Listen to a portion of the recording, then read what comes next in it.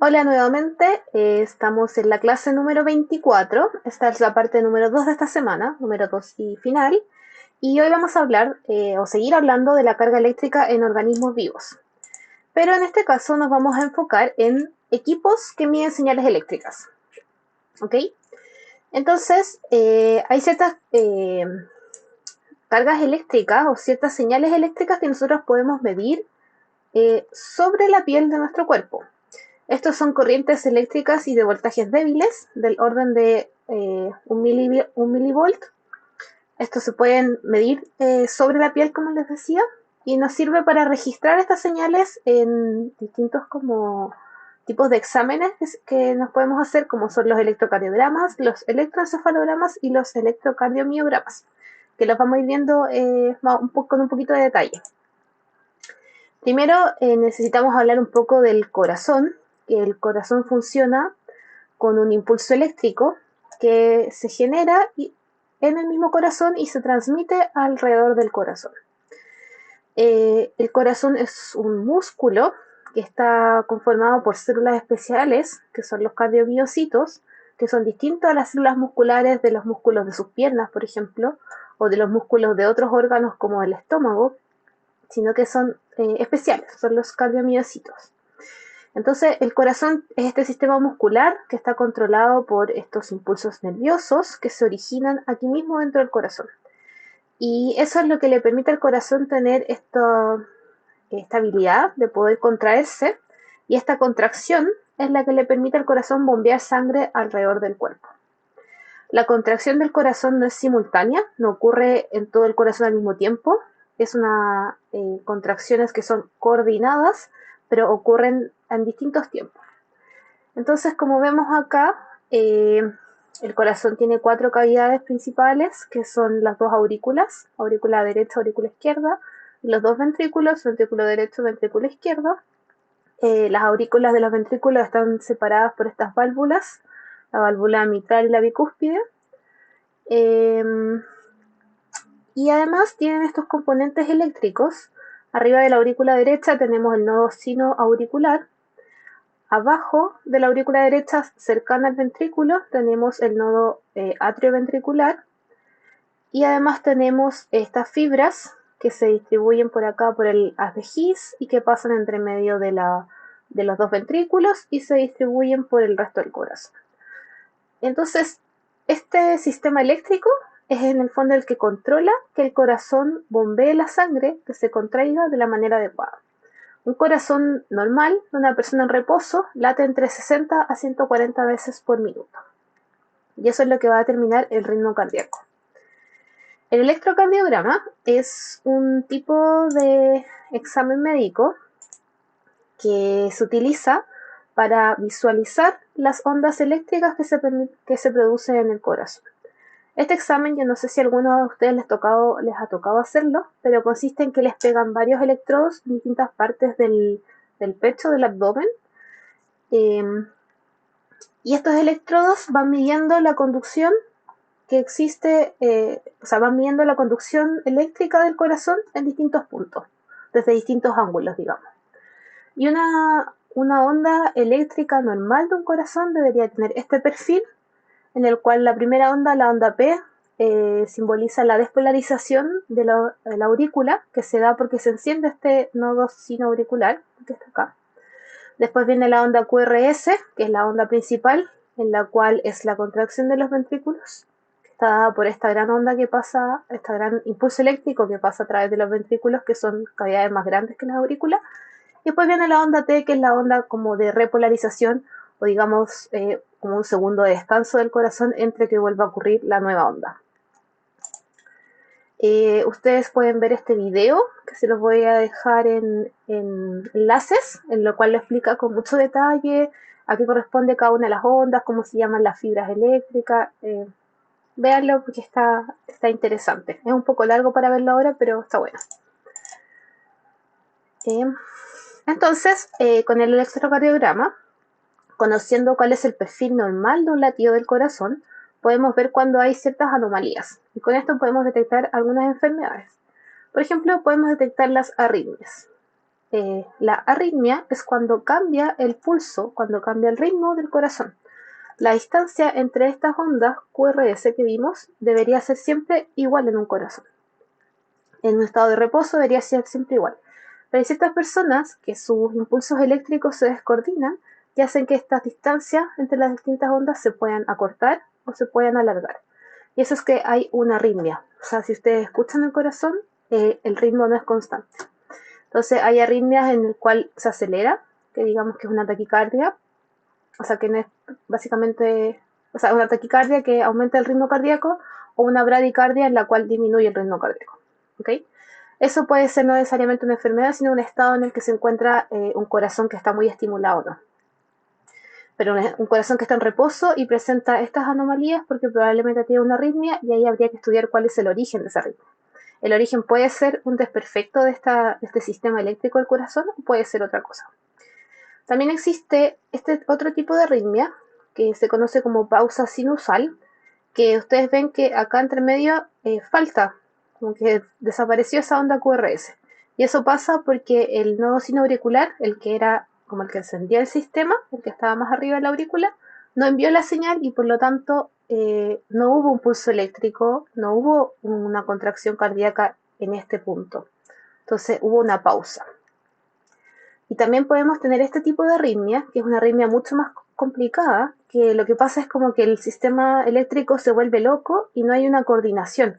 Entonces hay impulsos eléctricos, vemos acá que hay ondas eléctricas, pero esas ondas eléctricas están siendo muy desordenadas, por lo tanto no va a haber una contracción ordenada y no va a pasar sangre al resto del cuerpo. Y esto puede ser muy grave y es lo que puede dar origen a un ataque cardíaco y puede dar origen finalmente a la muerte. Entonces, con electrocardiograma nosotros podemos estudiar el estado eléctrico de nuestro corazón. Existe parecido al electrocardiograma, es el electromiograma, que nos ayuda a estudiar los impulsos eléctricos que se conducen, pero ahora en los músculos. Para esto se pueden utilizar electrodos que se pegan también por encima de la piel, pero en general lo que se hace es una técnica un poco más invasiva, en la cual se inserta una aguja, un electrodo, o sea, una aguja que es un electrodo, directamente en el músculo. Y entonces esta aguja va registrando también los impulsos eléctricos que ocurren en el músculo al contraerse y al relajarse. Entonces, el problema de esto es que es un poco más invasivo, puede ser doloroso, pero nos sirve para detectar si es que hay una falla, si un músculo no funciona es porque hay una falla a nivel muscular, una falla a nivel eléctrico de lo que conduce al músculo, ¿cierto? Entonces, para eso se utiliza. Los electromiogramas dan este tipo de señales que digamos que son mucho más complicadas de leer o mucho más difíciles que el electrocardiograma, que es una onda muy clara, muy limpia. Acá esto pasa porque en el músculo hay muchas células, hay muchas ondas eléctricas que ocurren al mismo tiempo. Cuando hay una contracción, no es como el corazón que se prende, bombea, se apaga, se prende, bombea y apaga, sino que están ocurriendo contracciones, impulsos eléctricos al mismo tiempo. Entonces, aparte de tener como el equipo para poder medir esta señal, tener la agujita, tener el electrodo, necesitamos poder entender este resultado. Y para eso se le hacen algunos tratamientos a los datos, en los cuales tenemos esta señal directa. Esto es lo que recibimos del equipo, por ejemplo. Después lo que se hace es transformarla a una señal filtrada en la cual sacamos el ruido. Si ustedes ven acá la línea base, como en la que está parejito, tiene ruido, tiene muchos saltitos así. En este caso se han disminuido un poco. Luego la señal se puede rectificar y dejar solamente la parte positiva de las señales. Y después se puede suavizar. O sea, se puede, por ejemplo, ajustar alguna curva matemática, alguna función que se ajusta a esto para entregarnos mejores resultados. Y finalmente, también a través de otros tratamientos matemáticos, pueden ser integraciones debajo de la curva, pueden ser, bueno, muchos tipos de tratamientos matemáticos a los resultados. En este caso se utiliza raíz de cuadrados medios, que no sé qué significa, pero no importa. Y la cosa es que nos entrega este tipo de señales que ahora sí son mucho más fáciles de entender. Y para un ojo clínico, para un médico entrenado, él puede detectar anomalías en los músculos, la conducción eléctrica en los músculos, revisando estos resultados del electromiograma. ¿Ok? Eso con respecto a esto. ¿Qué más? Bueno, el electromiograma también nos sirve para estudiar qué grupos musculares se están activando en algún movimiento y se ha hecho con aves. Las aves cuando vuelan utilizan mucho sus pectorales para mover las alas, es de donde sacan la fuerza para mover las alas. Por eso las aves tienen los pectorales tan grandes y este músculo puede equivaler hasta un tercio o un quinto del peso de las aves, ¿ok? Por eso se vende tanto la pechuga de pollo y es un músculo tan grande, porque es mucha carne, digamos. No es que esté promoviendo el consumo de carne de animales, pero es así, los músculos de las aves del pecho es muy grande. Entonces eso nos permite a que las alas puedan mover, que las aves puedan mover las alas y así mover la resistencia que les opone el viento, ¿cierto? O el aire. Cuando las aves mueven las alas hacia abajo, se contraen los pectorales y vemos que tenemos impulsos eléctricos correspondientes a los pectorales de la ave. Ahora cuando la ave tiene que impulsar el aire hacia atrás, si ustedes hacen este movimiento, ustedes sienten que se activan los músculos de su espalda, ¿cierto? Pero en este caso las aves, el músculo de la espalda se llama supracorocoideo y no está realmente en la espalda, sino que está como por detrás de los pectorales y tiene un sistema de poleas, que es como un sistema muy inteligente, que se ancla a las alas y al hueso medio, como al esternón de la ave, y eso es lo que le permite moverse. Entonces ustedes ven que cuando las alas van hacia adelante, se activan los músculos del pectoral y cuando van hacia atrás, se activan los músculos del supracoracoideo.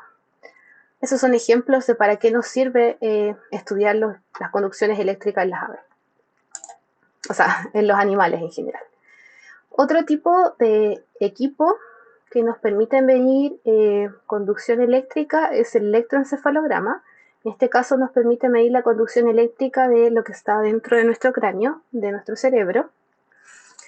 Y lo que hace es poner electrodos en el cuero cabelludo. Mientras más electrodos pongan, es más sensible, porque en el cerebro hay muchas conducciones eléctricas al mismo tiempo. Y con estos electrodos se registran las señales. Se pueden medir distintas ondas cerebrales, como las ondas alfa, beta, teta o delta. Y a partir de esta información se pueden entregar distintos tipos de diagnósticos. Si es que hay alguna alteración en estas ondas que ya se conocen como son normales, digamos. Los neurólogos ya están entrenados, ellos saben cómo deberían ser estas ondas normalmente en una persona que no tiene ninguna enfermedad neurológica, y si hay alguna alteración de esto, él puede identificar, o él o ella puede identificar si es que hay alguna enfermedad o alguna condición asociada. Entonces, las ondas cerebrales tienen distintas frecuencias que son características del estado de conciencia y de la alerta que está en una persona. Entonces, las ondas delta son ondas de baja frecuencia que tienen longitud de ondas más largas y están relacionadas con el sueño profundo. Las ondas tetas tienen longitudes de onda un poquito más cortas, tenemos mayor frecuencia y están relacionadas con el sueño ligero. Tenemos las ondas alfa, que tienen mayor frecuencia, que están relacionadas con estar despierto pero relajado, y las ondas betas, que tienen una frecuencia mayor y tienen esta forma y están relacionadas con estar despiertos pero en un estado excitado. Y existen obviamente medicamentos, moléculas, drogas que nos pueden hacer cambiar nuestras ondas cerebrales, y al escuchar eso yo creo que se imaginan algo así muy complejo, pero algo tan simple como la cafeína nos puede cambiar las ondas cerebrales de pasar de un estado alfa a un estado beta. Cosas así influyen en nuestras ondas cerebrales. Y bueno, las lecturas o los resultados que nos entregan los electroencefalogramas son bastante complejos. Se pueden estudiar ciertos patrones. Sabemos que si una persona está durmiendo va a obtener este tipo de patrones, este tipo de ondas. Y si una persona está mientras duerme, tiene una crisis epiléptica, va a tener este tipo de ondas, que acá es fácilmente detectar que es distinta a estas ondas comunes, ¿cierto? Entonces con esto se puede diagnosticar crisis epilépticas durante el sueño. El problema es que de repente hay ondas de este tipo que son muy complicadas de leer, en el cual es muy difícil entender dónde hay alguna diferencia, ¿cierto? Porque no hay un patrón claro. Pero los neurólogos, un muy buen neurólogo o neuróloga que esté muy bien entrenado o entrenada, puede detectar ciertas fallas en estos patrones o ciertas anomalías en estos patrones que están relacionados con ciertas enfermedades. Por ejemplo, cuando existe este tipo de ondas en este electroencefalograma, quiere decir que estamos frente a esta enfermedad, un síndrome de Angelman, que es un síndrome que tiene que ver con retraso motor, retraso en el desarrollo de los niños. Bueno, da lo mismo. Lo que es interesante es que este tipo de patrones se han estado estudiando técnicas de machine learning para poder entenderlas de mejor manera, ¿cierto? O para poder entregar resultados a través de métodos computacionales y no depender tanto del ojo clínico o del ojo especializado del neurólogo. Entonces, a esto también se pueden aplicar cosas bastante nuevas, a pesar de lo que los electroencefalogramas son súper antiguos, pero todavía hay cosas que se pueden innovar y cosas que se pueden mejorar. Y eso yo creo que es súper interesante. También hay ciertos dispositivos que se han tratado de desarrollar. A ver, ahí sí. Se han tratado de desarrollar conociendo los patrones de los electroencefalogramas. Entonces, este era un dispositivo que se ponía un implante directo en el cerebro. Ese implante tenía una unidad que leía las ondas y que transmitía las ondas a un dispositivo. Entonces, ¿para qué me sirve a mí saber si estoy cerca o no de tener un ataque epiléptico? Es para que el paciente se pueda proteger, porque cuando un paciente tiene una crisis de epilepsia, pierde el control sobre su cuerpo, entonces los mayores problemas es que se caen, se golpean, tienen fracturas, tienen traumatismo. Entonces, para evitar eso, este monitor nos dice que si estamos muy pronto, pues muy probable que tengamos una crisis epiléptica, da una señal roja.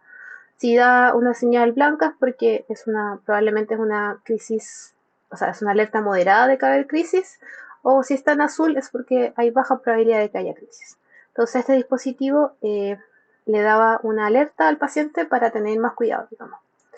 El problema es que este dispositivo era bastante invasivo, había que ponerlo dentro del cráneo del paciente, sobre el cerebro, entonces finalmente no logró ser usado en forma masiva y la empresa dejó de dedicarse a esto. Eh, pero era una buena idea, yo creo. De todas maneras, quizás hay otra forma ahora en que esto se puede mejorar. Otra cosa importante es qué nos produce la electricidad a nosotros, a los organismos, cuando la electricidad ahora viene desde afuera. Entonces, nosotros, los animales, bueno, ciertas bacterias, ciertos organismos, son capaces de sensar en las corrientes eléctricas. O sea, uno cuando toca una corriente eléctrica puede sentir, ¿cierto? Siente y generalmente se va a alejar de esa corriente eléctrica. El punto de eso es que si uno siente o no una corriente eléctrica depende de la frecuencia que tenga esa corriente y de la intensidad. En este gráfico lo que vemos, que esto es un gráfico log-log, porque ambos ejes están en logaritmo, en forma exponencial, nosotros vemos que a bajas frecuencias tenemos esta línea que es el percentil 0,5 de la población, o sea, el 0,5% de la población está en esta línea. La mitad de la población está en esta línea del medio y el 99,5% de la población está sobre esta línea. Y eso quiere decir que a bajas frecuencias, por ejemplo a 50 Hz, solo un 0,5% de la población siente una corriente de intensidad de aproximadamente 2 mA.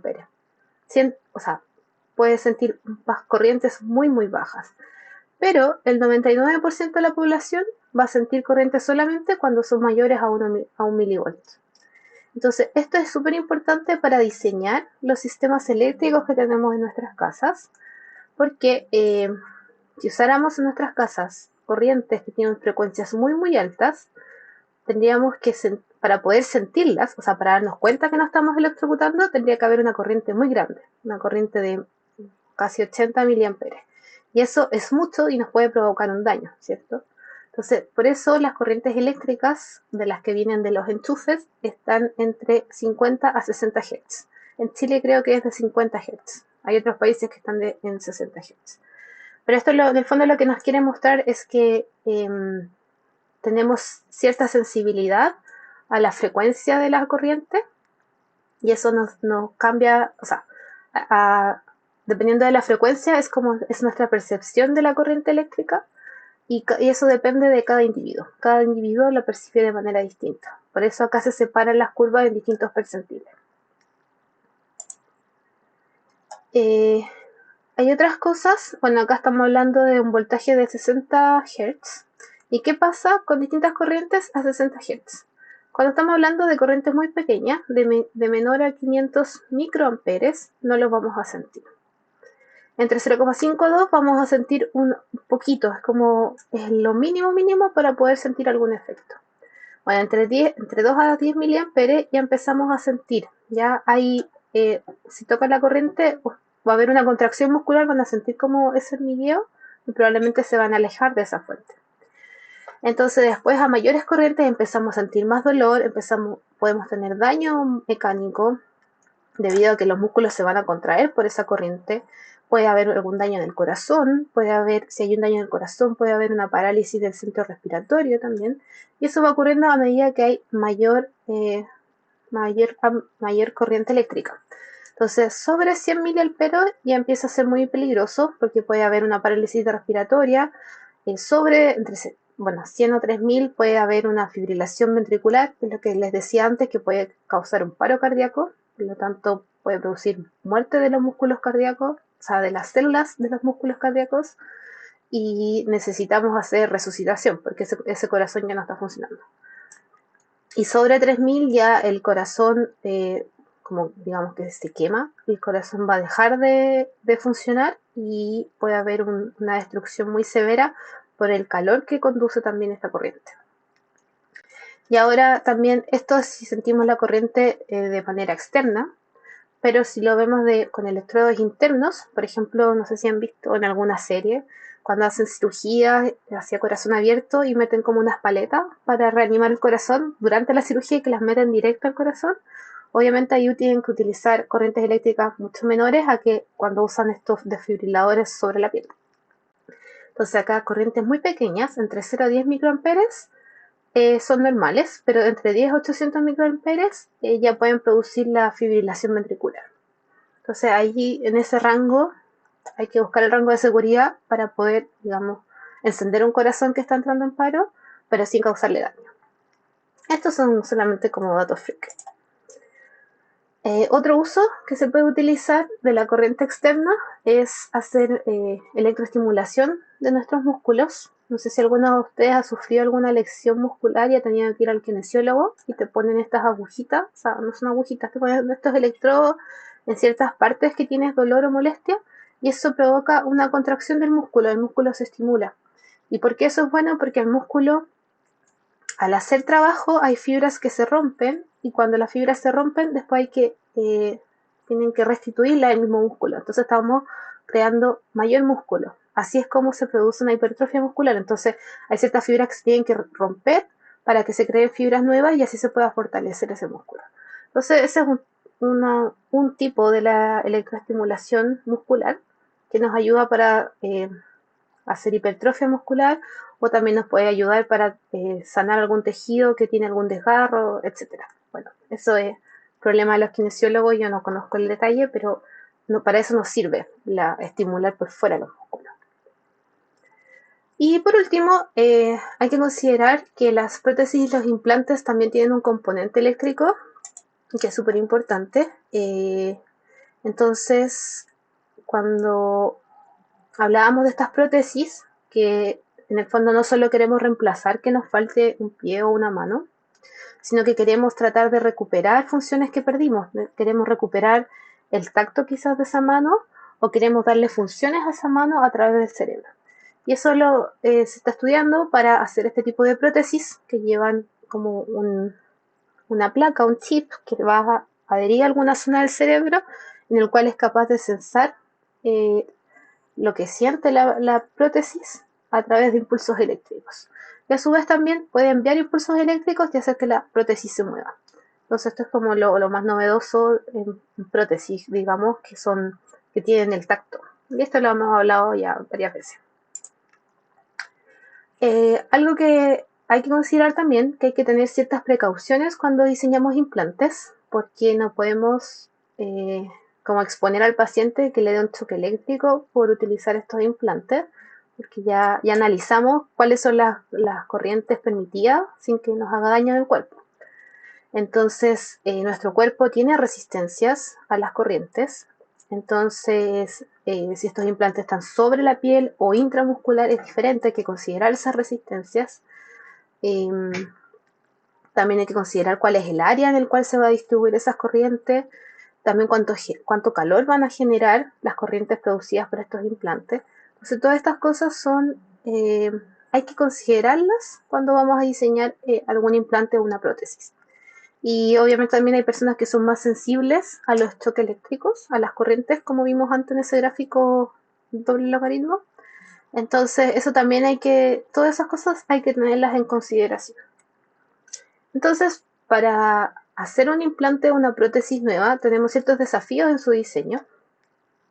Primero, el implante tiene que ser pequeño para que no moleste a la persona, porque nadie quiere andar con, no sé, un marcapasos en una maleta, ¿cierto? Tiene que ser ojalá algo que no moleste en su vida diaria. Si los implantes utilizan baterías, tienen que ser de una durabilidad alta, ojalá que dure varios años, y deben ser baterías que son seguras, que no producen algunos iones que nos puedan producir toxicidad o que no se vayan a romper, etcétera. Debemos preocuparnos de la generación de calor de los implantes o de las corrientes eléctricas para que no dañen el organismo. Tienen que ser estables en el cuerpo, o sea que no se echen a perder por la presión que hay dentro del cuerpo, por la humedad, ¿cierto? Por la temperatura del cuerpo. También tiene que ser un precio asequible, porque si nadie lo puede pagar, nadie lo va a comprar y no sirve tu prótesis o tu invento si es que nadie lo puede usar, ¿cierto? Y otra cosa también importante es utilizar materiales biocompatibles, materiales que no dañen a nuestro cuerpo y que nuestro cuerpo no reconozca como extraño. Y vamos a hablar un poquito de como la historia del marcapaso. El marcapaso es un dispositivo que se pone cerca del corazón, no en el corazón mismo, sino en el pecho, pero tiene estos conductores de electricidad que sí llegan hasta el corazón. Y se introducen hasta las aurículas o el ventrículo, dependiendo del caso o de la necesidad. Y en el fondo este marcapasos va a suplir la función del nodo sinoauricular o sinoventricular, que era el que nos daba los impulsos eléctricos, el que iniciaba los impulsos eléctricos y los que los coordina, en personas que han tenido dañados esos sistemas. Si nosotros vemos la historia un poco de los marcapasos, en el año 50 se creó el primer marcapaso, pero tenía este problema, que era gigante. Entonces, bueno, le salvó la vida quizás a mucha gente, pero no era algo muy práctico. Después, también en los años 50, al final, ya crearon estos dispositivos que tenían baterías, porque esto tenía que estar conectado a la red eléctrica. Este tenía batería, pero de todas maneras era un dispositivo muy grande y muy incómodo. Después, en el año 58, se creó este dispositivo que probablemente era de oro, porque el oro es biocompatible, y es bastante similar a lo que se usa actualmente, como en forma, pero era mucho más grande en volumen, eran casi 35 ml, que de todas maneras es algo muy pequeño, entonces eran 35 ml, como algo así quizá, y pesaba 73 gramos. Después, imagínense, esto ha sido muy eficiente porque pasaron muchos años hasta que crearon este otro nuevo dispositivo en que era más pequeño, era más liviano, y así hasta que llegamos a esto que es lo más moderno que yo encontré, o 2013-2016, que es como el tamaño como de una pila.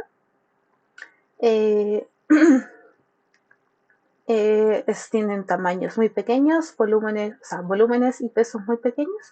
Y bueno, y este dice que se puede introducir directamente el dispositivo en el corazón. Ahora habría que ver cómo funciona esto, cuánto dura la pila, porque eso es el problema, que cada cierto tiempo hay que cambiar la pila, que en el caso de los marcapasos yo sé que son más de 2 años, cada 5 años creo, los que se usan aquí en Chile. Habría que ver cómo funciona esto. Y quizás nosotros queremos ahora, en un futuro, conducirnos a este tipo de, o acercarnos a este tipo de implantes, en los cuales son mucho más pequeños, son del estilo de un microchip, y que ojalá pudiesen funcionar con la misma corriente que produce nuestro cuerpo. Ojalá pudiésemos aprovechar eso para no tener que estar cambiando baterías cada cierto tiempo. Entonces, es importante que ustedes desde un punto de vista de la ingeniería pues, piensen en qué desafíos implica la no puedo decir esta palabra, miniaturización de un implante. O sea, tener una bomba, por ejemplo, de insulina que sea de este porte para un niño es muy incómodo. En cambio, si podemos tener una bomba de insulina así, de quizá del tamaño de una moneda, es mucho más cómodo, ¿cierto? ¿Y qué pasa? Eh, ¿Qué ventajas y desventajas existen en utilizar implantes que son grandes o implantes pequeños? ¿Cuáles son los problemas a los cuales nos enfrentamos? ¿O qué ventajas nos ofrece cada sistema? ¿Okay? También, por ejemplo, el área influye directamente en la transferencia de calor. Si utilizamos un dispositivo más pequeño, necesitamos baterías más pequeñas, pero que duren mucho tiempo. Eh, También quizás pueden aumentar los costos. Los sistemas de control tienen que ser mucho más pequeños. Si tienen sistemas eléctricos, quizás no es posible desarrollarlos de una manera tan chiquitita. Y lo bueno, obviamente, de algo que es más pequeño es que es menos invasivo. Eso. Eso es lo que queríamos revisar en esta parte número 2. Que estén súper bien. Nos vemos el lunes. Chao.